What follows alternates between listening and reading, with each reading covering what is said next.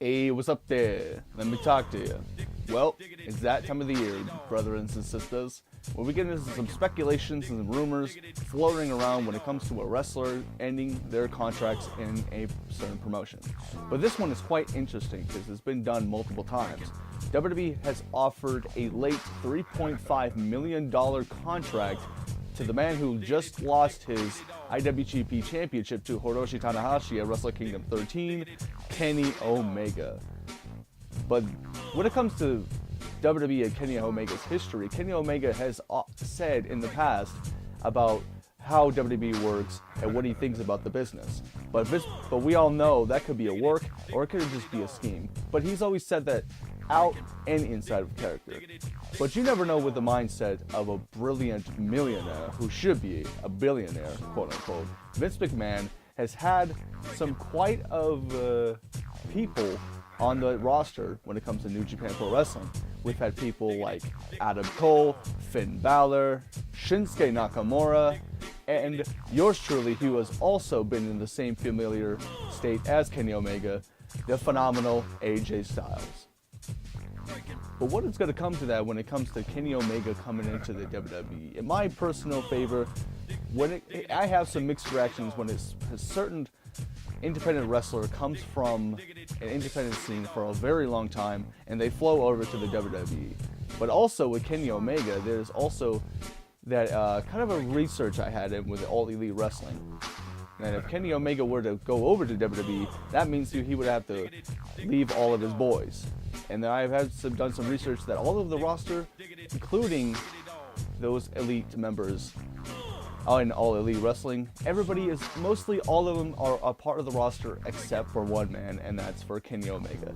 Hell, even Goldberg and Chris Jericho and Jim Ross are even a part of that certain roster, helping out the talent and so on and so forth.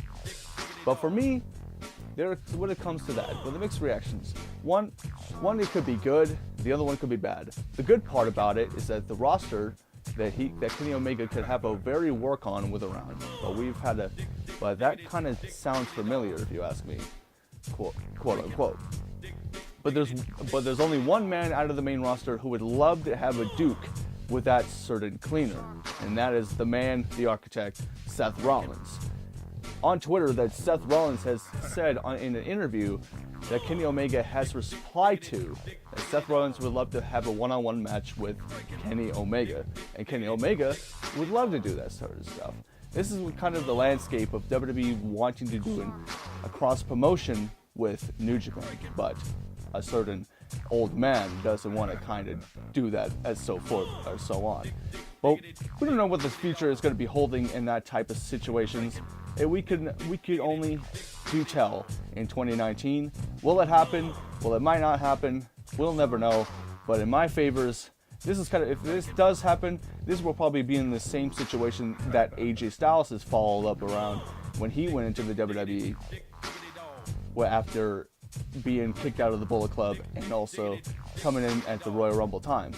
But the question is, will Kenny Omega come in around the Royal Rumble or around the road to WrestleMania? Or will it be that later down the road if he does sign a contract to WWE? But let me know in the comment section below, what do you guys think Kenny Omega should do? But in my favors, I think Kenny Omega is happy where he belongs. It's up to him, really.